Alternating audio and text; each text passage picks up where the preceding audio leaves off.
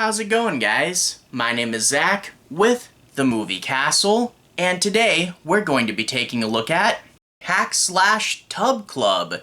This, if you guys remember, all the way back to Omnibus 1, there was a one-shot called Trailers, and in Trailers, they did an anthology, a bunch of wacky potential hack/slash stories, and they were usually just jokes, but one of them was the original version of Tub Club, and now that Hack/Slash has an ongoing series, let's actually turn that into a full-fledged story. And that's really cool. It was actually a trailer for something. Now this is Hack/Slash's second 3-issue plot arc. The first was Shout at the Devil, and that really went big, crazy, and over the top. And the second one is gonna do the same thing. It really does have a pretty cool finale. I won't spoil it for you, but needless to say, when you see the slasher in all that she can do, it leads to such a cool battle sequence. I really do like it, plus the tribute to some classic 80s horror films. That was really nice. I really thought it was cool. We also tie it into the main story more. You know, those slice-hard government guys in their vans?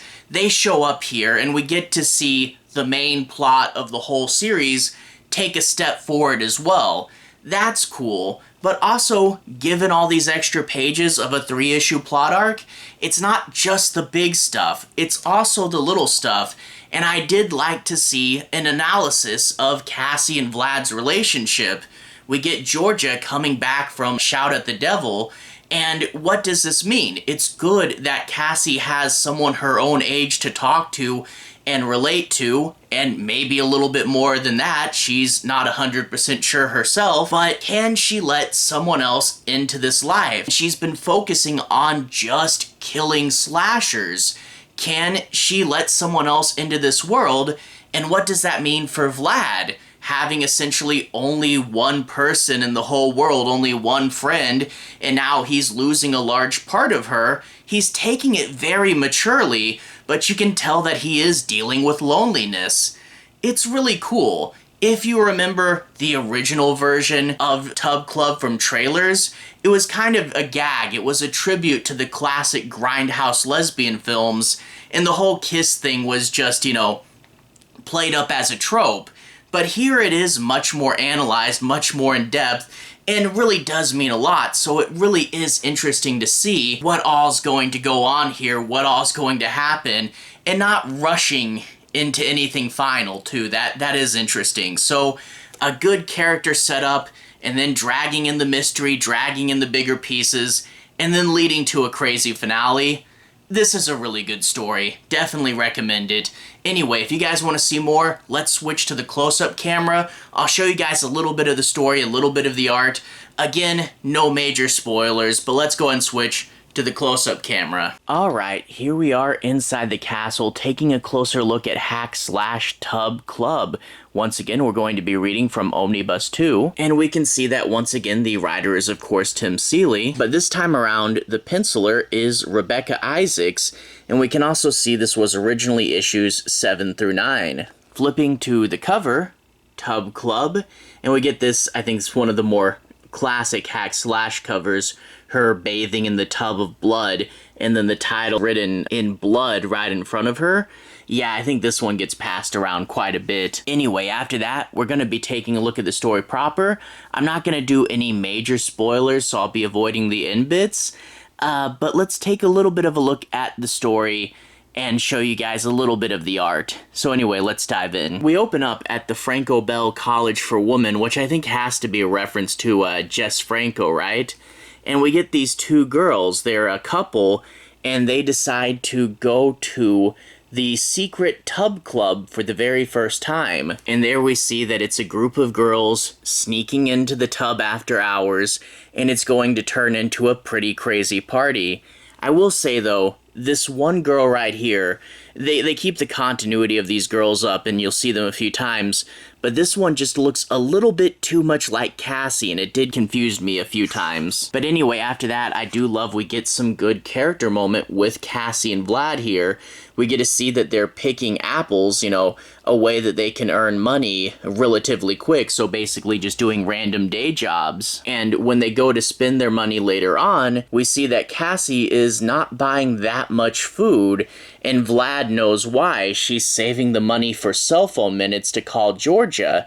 And yeah, remember when cell phones were like all about minutes? That was like the whole thing. But anyway, as they talk, we get to see Vlad's a little jealous. He's kind of losing his best friend to Georgia. She's spending a lot of time there, but also just spending money that she really doesn't have.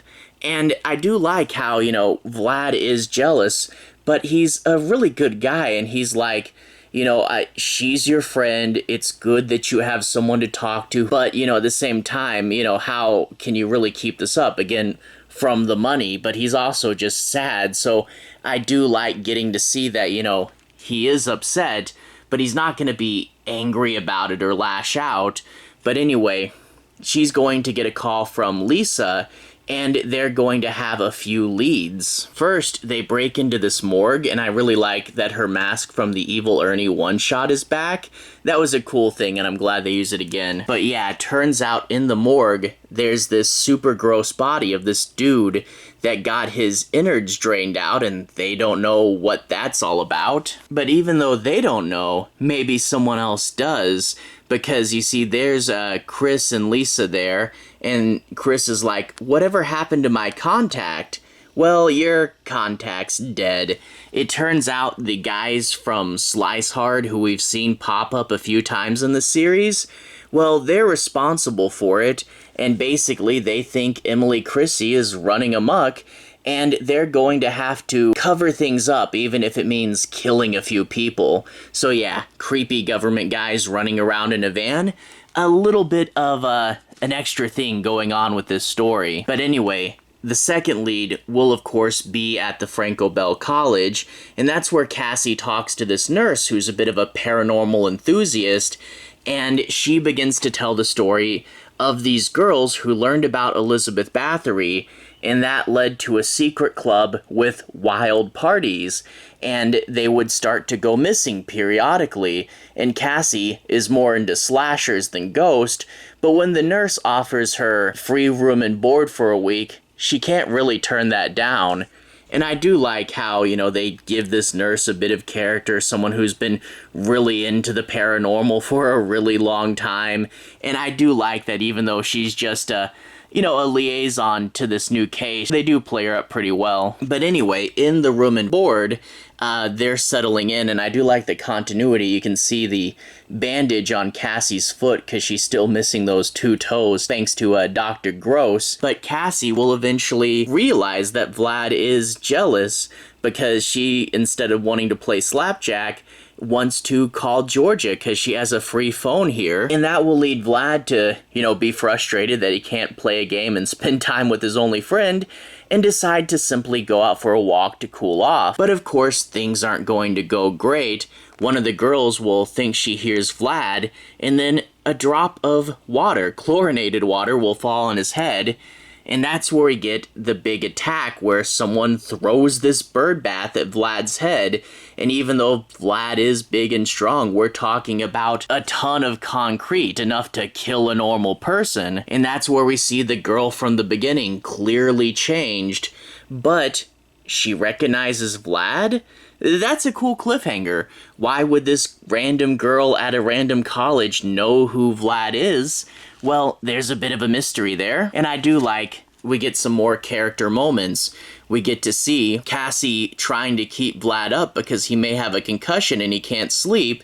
They finally get to play their game of slapjack, and Cassie begins to wonder about her relationship with Georgia. There is a lot going on there, not really knowing what this is. It's good for her to just be able to talk to a girl her own age, but maybe this is more than just a friend.